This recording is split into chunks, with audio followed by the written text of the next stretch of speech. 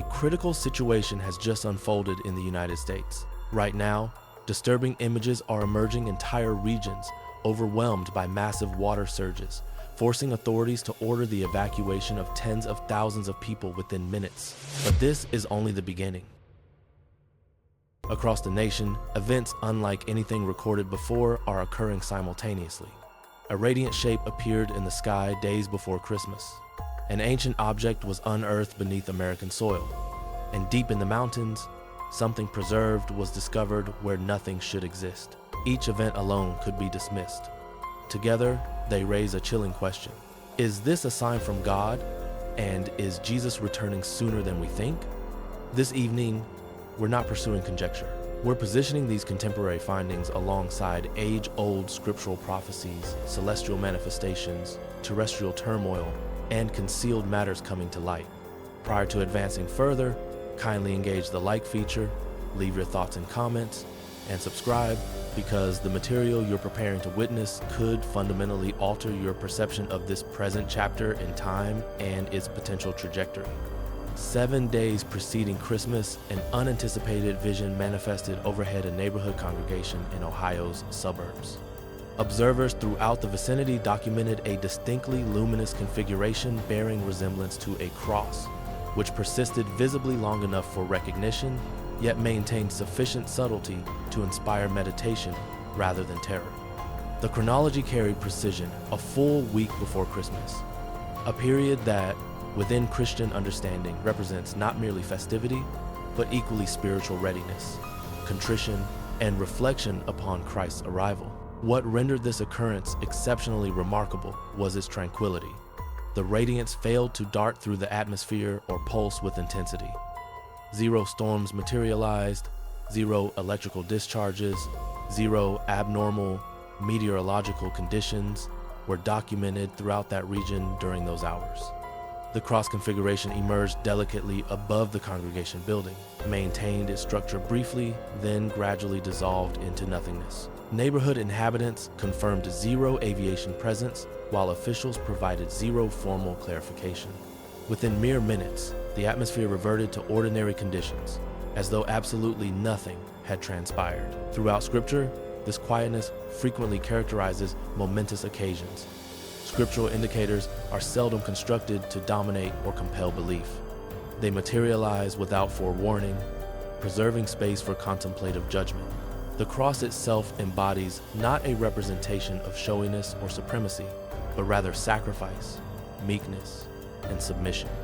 Luke's gospel emphasizes that Jesus' initial arrival wasn't disclosed to monarchs or military forces, but to shepherds, common individuals quietly maintaining their livestock. Rather than questioning whether this occurrence qualified as miraculous, a more penetrating inquiry emerges. What reason existed for such symbolism to materialize at that precise location during that exact time frame with such discretion?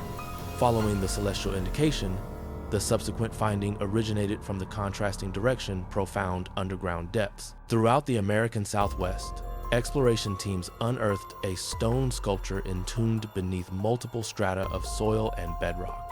The sculpture exhibited 0 fractures or fragmentation. It demonstrated meticulous formation and intentional positioning within what resembled a secured or abandoned chamber, suggesting purposeful concealment. The sculpture immediately sparked questions due to its unfamiliar appearance. It failed to correspond with Native American carving aesthetics, nor did it mirror European sculptural traditions. Its positioning proved unusual. It wasn't erected proudly or arranged for exhibition purposes. Conversely, it rested in a manner implying protection or obstruction of something. It failed to resemble a devotional artifact. It projected more as a cautionary marker. The geographical context provides crucial understanding. This American Southwest sector possesses extensive history involving deserted tunnels, deteriorated mining passages, and narratives of precious metals vanished during the 19th century mineral rush. Numerous prospectors during that era concealed their findings to prevent theft by competitors. Historical documentation confirms that certain individuals employed basic symbols, markings, or objects for deterring others or designating hidden sites. From a scriptural perspective, this finding resonates with familiarity. Jesus frequently referenced hidden riches, yet his teachings never concerned pursuing material prosperity. He cautioned that material abundance could effortlessly divert people from genuine significance. What distinguishes this discovery is that the sculpture possesses zero precious metals or valuable displays. It obstructs the pathway. It positions itself between the pursuer and the prize. Positioned chronologically after the atmospheric indication, this discovery generates connection. Initially, something materialized overhead. Presently, something long entombed is surfacing below. This progression prompts a straightforward yet weighty question. Did this sculpture exist to safeguard what lay concealed or to caution people regarding the consequences of attempting to possess it? Pause momentarily, activate that engagement button, deposit your thoughts beneath this content, and remember to distribute this material among your circle. Excellent. Let's proceed forward. While focus typically gravitates toward abrupt catastrophes, a more subdued metamorphosis has been progressing throughout the United States, one that refrains from announcing itself through emergency signals or news coverage, but advances methodically beneath what's visible. The terrain itself is transforming gradually enough to evade initial detection, yet relentlessly enough to inflict enduring harm once it manifests itself. Throughout the nation, accounts from earth scientists, construction specialists, and community inhabitants indicate an identical, disturbing reality. Ground instability no longer constitutes an isolated concern. Throughout California, oceanside precipices that previously seemed immutable are fragmenting without tempests, seismic activity, or apparent catalysts. Observers recount witnessing hairline fractures materializing along precipice boundaries days or even weeks prior. They appeared trivial, simple to disregard, simple to rationalize away. Subsequently, without forewarning, complete terrain segments separated and plummeted toward the ocean. Subsequent investigations verified that genuine displacement initiated profound below ground level, extensively preceding the collapse, becoming observable. Distant toward the eastern seaboard, Florida exhibits a contrasting topography, yet an analogous configuration. Beneath its communities exist permeable limestone, gradually deteriorated by aquatic movement progressing invisibly underground. As these obscured strata deteriorate, the terrain overhead initiates descent. Cavities emerge where dependable ground was previously trusted, thoroughfares subtly incline. Residences continue standing, yet their foundational structures adjust sufficiently for inhabitants to detect wrongness. The hazard fails to materialize theatrically. It cultivates quietly, frequently without a distinct failure, instant, merely the comprehension that security has already vanished. Throughout Washington state, the indicators manifest through aquatic means rather than geological. Tempests and inundation have escalated beyond what the systems were constructed to manage. Drainage mechanisms built for foreseeable cycles presently struggle against recurring surges. Waterways exceed capacity, ground material deteriorates, communities accustomed to steadiness confront recurring interruption.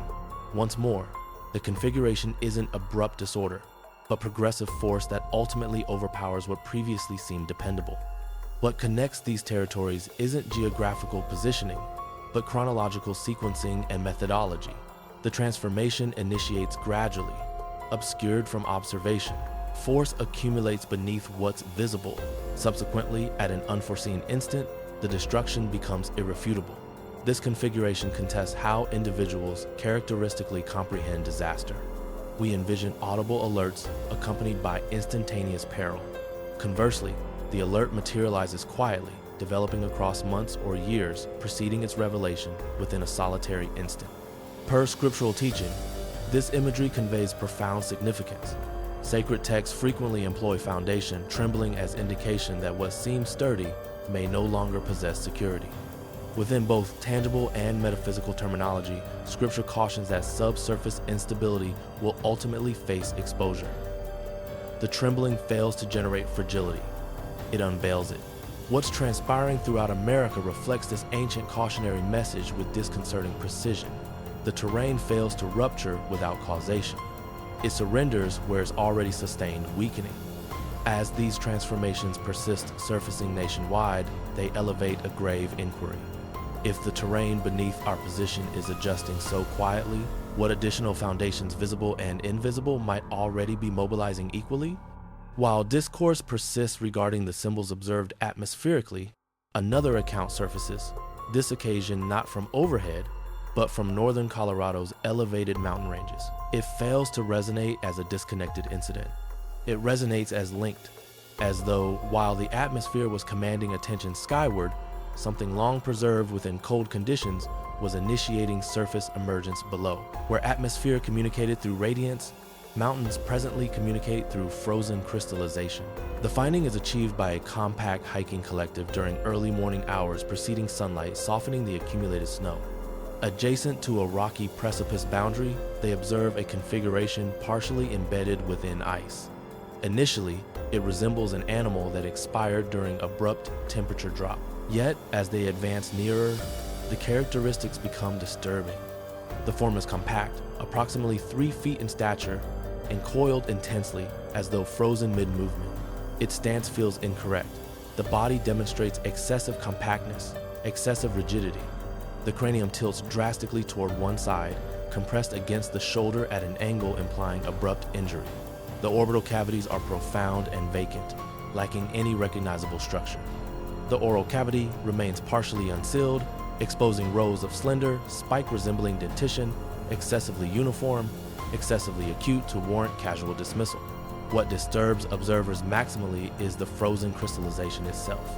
The crystal formation configuration fails to correspond with gradual temperature reduction.